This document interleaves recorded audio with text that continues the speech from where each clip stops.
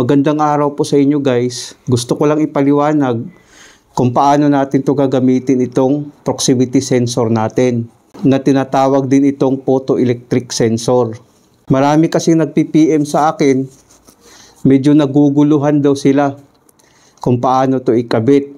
Kaya nga ang gagawin natin guys, simplihan na lang natin ang explanation para mas mabilis nilang maunawaan. Kung makikita natin sa sensor guys, 3 wire meron yan. Ang brown, always talaga yan positive. Ang blue natin na wire guys, always yan negative. Tapos itong black naman natin ay ito yung nagbibigay ng signal sa ating relay.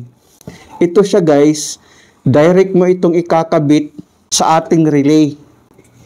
Bali sa A1 ng relay na ito, bali ilagay natin to sa A1, ang black. Tapos ang A2 naman ito guys, ilagay din natin sa positive. Kasi ang sensor natin ay NPN. Pag PNP, sa negative natin ilagay. Dapat ang relay natin guys ay 24 volts.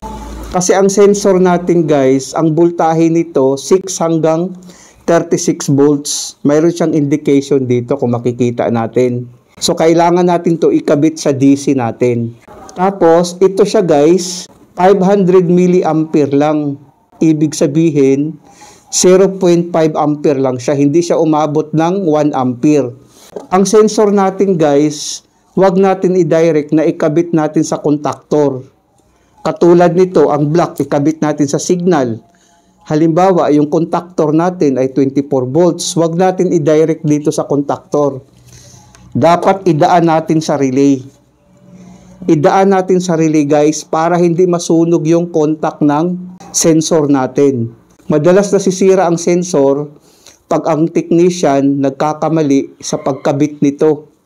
Madalas nasisira ang contact niya. So kailangan mag-ingat tayo, ikabit natin sa relay.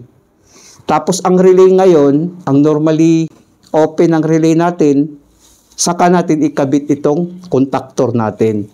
So paano natin to ikabit ngayon? Ito siya guys, gumamit tayo ng power supply.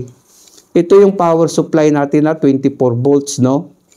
24 volts DC.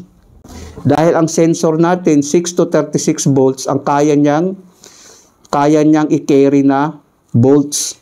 So sa 24 volts pwede siya. Pwede rin siya sa 6 volts, pwede rin siya sa 12 volts. Tapos mayroon din tayong circuit breaker para magbibigay ng power supply sa ating power supply, no? Ito kasi yung power supply natin, magbibigay siya ng 220 volts dito sa input, ang output niya ay 24 volts DC.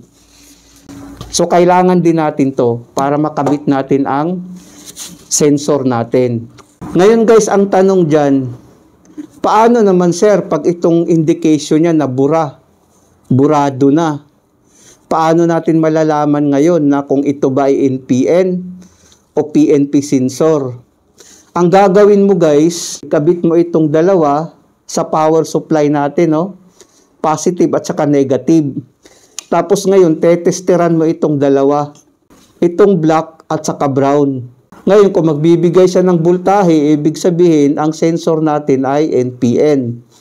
Ngayon, pag tetesteran mo naman itong dalawa, itong blue at saka black, kung magbibigay naman siya ng voltahe, ang ibig sabihin, ang sensor natin ay PNP. Ganun ang technique kung paano natin malalaman ang sensor natin. Kung ito by PNP o NPN. Ngayon guys, mayroon akong ipapakita sa inyo. Ito yung drawing niya, no? Kung makikita natin. Kung paano natin ikabit ang sensor. Makikita natin dito, no? Simplihan lang natin, no? Simple explanation for sensor, easy to understand. Ito yung circuit breaker natin, no? Kung makikita natin, 220 volts. Ito na siya, no? Tapos ngayon, paglagyan natin to ng power supply, magkakaroon ng power supply ngayon ang itong power supply natin para sa DC, no? Ito na yung positive, ito na yung negative, no? Magkakaroon siya ngayon ng power na 24 volts DC. Kung makikita natin dito guys, 3 cable mayroon tayo, no? Ang brown, papunta sa positive. Ang black naman, papunta sa relay natin, no? Relay na A2 at saka A1. Ngayon, nakakonect din siya sa positive, no? Kung makikita natin. Tapos ito namang blue, nakakonect sa negative.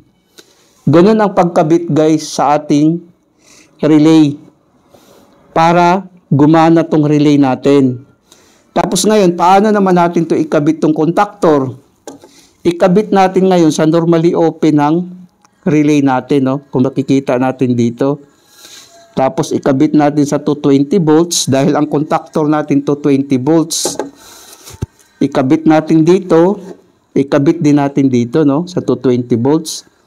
Pag gumana ngayon ang relay natin, mag-close ang contact nito, gagana ang magnetic contactor natin. Ito kasing MC, ang ibig sabihin magnetic contactor.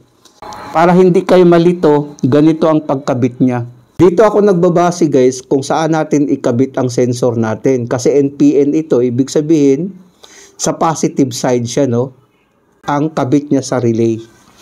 Sana guys, nakapagbigay ito ng konting kaalaman sa mga baguhan. Maraming salamat sa inyo guys. Hanggang sa muli.